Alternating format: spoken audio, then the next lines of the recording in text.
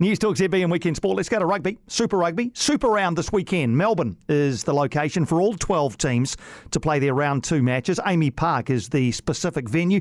Plenty of points last night. Crusaders 52, Highlanders 15, and then the Hurricanes getting there ahead of the Rebels 39-33. Tonight, the Fijian Drua against the Waratahs from 9:35. Before that, the early game is the Chiefs against Moana Pasifika from 7:05 New Zealand time. Let's bring in Chiefs and All Blacks loose forward Luke Jacobson. Luke, thanks for taking the time for a chat. Great first up performance against the Crusaders down in Christchurch last weekend. After a win like that and a performance like that, I guess there must be a bit of a temptation to luxuriate in it for a while. Were you actually able to enjoy that win before the review started? G'day, yeah, thanks for having me on today. We were actually. We had a long turnaround, so played Friday, we're playing this Saturday, so we're coaches and leadership group let us go out for a few beers afterwards and just, I guess also take off the pre-season and acknowledge that we're into the competition, and we've obviously started off how we want to start it off, which was a good win against Crusaders, but we also know that it's only round 1, so not to get too far ahead of ourselves and keep focusing on what we're doing through the week so we can get the result on the weekend. When you look back on the performance, what were you and the team and the coaching staff most pleased about last Friday night in Christchurch? Look, I think we probably started a little bit slow in the first half, but we acknowledged at half time that we felt like we were right there. We just needed to tidy a few areas up. But once we, second half probably came out, we held onto the ball well. We carried and clean, thought we won the a lot of the physical confrontations. So that's my phone. And defensively, we were getting off the line and just getting up in Crusaders' face. They definitely...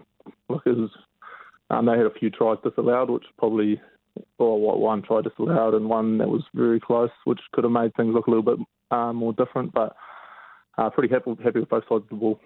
And you look at it and you kept the Crusaders scoreless in the second half in Christchurch, which is a very rare thing.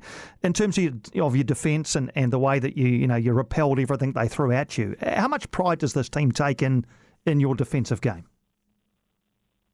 Yeah, I think everybody knows defence is a huge part to any good team, so we take a big pride in it. And look, we started off pretty well, but we know that we're not perfect, and there's still plenty of areas to keep pushing forward on. But yeah, look, we're happy with the first up outing. So when you look at work-ons, if that's the right phrase to use, ahead of the Moana Pasifika game, anything in particular that's been focused on and drilled down into? Probably more on our attack side, to be honest. Felt like we created plenty of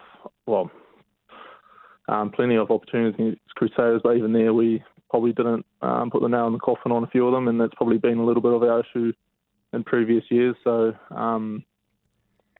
we're pretty keen to just be ruthless in our standards to finish off every opportunity we make. I feel like we make quite a few opportunities, but our conversion rate's probably not quite there. So, we'll be definitely coming out this weekend to try and convert on as many opportunities as we can. So number 8 jersey for you against the Crusaders. Last season you wore 6, 7 and 8 at various times. Do you have an absolute preference?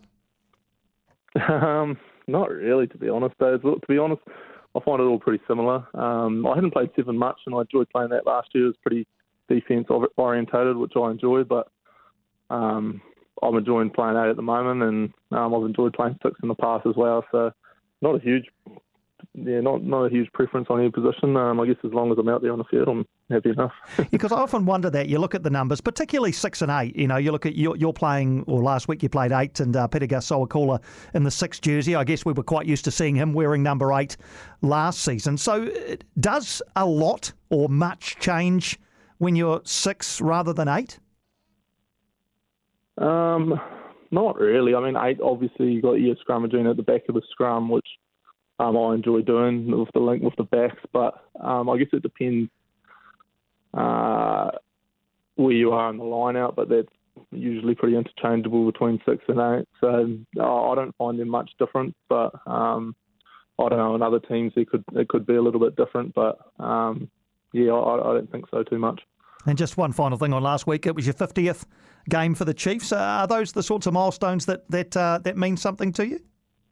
Yeah, no, that was a special one.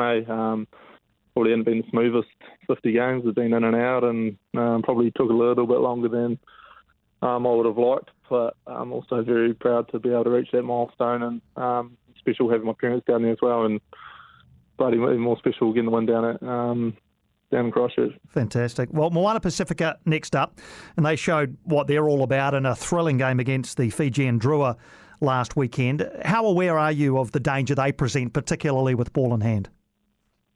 Yeah, I mean, they're a dangerous team, especially if you let them get a bit of a head up.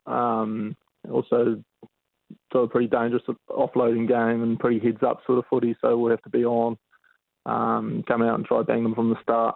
Hopefully sort out a few things, but they're definitely a dangerous team that we're looking to come and do a number on. Can I ask you about Clayton McMillan? He seems like a very laid-back character, and admittedly that's only from the outside looking in. How would you describe his coaching style? Yeah, he's awesome for the Chiefs. So he's very hands-on, very passionate, cares a lot. I guess sometimes probably come across as a little bit staunch, but I think he's got a good feel on the boys and knows when to pull the boys up and when to just sort of get by their side. I think he's done awesome things for the Chiefs actually, and continue to do so. And when you look at the team and the goals for 2023 as a whole, obviously semi-final last year, that loss to the Crusaders down there, but a pretty solid season, all things considered. But has the semi-final loss last year been used in any way as motivation for 2023? When we first came in at the start end of last year, we all came in for one day and showed some clips of that semi-final against Crusaders and just how many opportunities we left out there. Got a little bit of some turn in the stomach kick off for the season, which is, as I talked about before, probably has been a little bit of our weakness. So we're trying to turn that into a strength, and we're definitely looking to go the next couple steps this year. Feel like we could have done it last year, but we didn't, did we? So hopefully this year we can sort that out.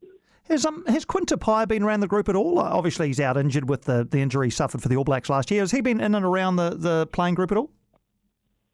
Yeah, I think he's made the conversion to hooker. Looking at the weights he's been putting up in the gym. He's probably about wider than he is high at the moment. No, he's in there grinding away. I think he's out running in that now, but he's still got a few months left in his rehab. Oh, good to hear that he's in the environment. And just on the All Blacks, I mean, you played 10 Test matches in 2021, didn't get the chance to take the field last year, got called into the squad, I think, when they were in Melbourne. Is trying to win back All Black selection in any part of your mind at the moment? Look, I mean, I guess that's the end goal. At the end of the season, I want to put myself in a position that the selectors are looking at me and hopefully picking me. But I think if I do my job for the Chiefs first and now my role's there, then things will fall into place. But look, it is definitely one of my overall goals to get back in there, especially being a World Cup year. Absolutely. Good to hear. Do you reckon your versatility might be a? I mean, obviously being able to play 6, 7, 8, not everybody can do that. Is that something that might play in your favour? I don't know, hopefully. Why not? Sure. Asking the wrong man. Yeah, you're probably right. Hey, great to get the chance to chat, Luke. Congrats on the win over the Crusaders, but that's obviously behind you now. All the best against Moana Pasifika. It's been great to get the chance to chat. Beauty. Thank you very much, mate. Thank you, Luke. Thanks for joining us, mate. Luke Jacobson there out of the Chiefs camp. They look to go 2 from 2 tonight in Super Rugby 2023. They take on Moana Pasifika, 7:05. Second game this evening, the Fijian Drua against the Waratahs from 9:35. Hello, I'm Francesca Rudkin. And I'm Louise Erie, and we're excited to be working with the New Zealand Herald on our new podcast, The Little Things. So Louise and I have been friends for probably over 13 years now, and we've been through it all: kids, relationships, health crises, menopause. Let's not get into that just yet. But I think we can both agree that there are times we just wish we had one place to go for some explanations on what's going on with our bodies, our kids, and the relationships in our lives. And this podcast is all about those little things that women need to know about getting older, raising kids, staying healthy and taking care of yourself at whatever age and stage you're at. So join us every Saturday to hear from the experts and get all the advice and tips you need. Listen to The Little Things at nzherald.co.nz or follow us at iHeartRadio or wherever you get your podcasts.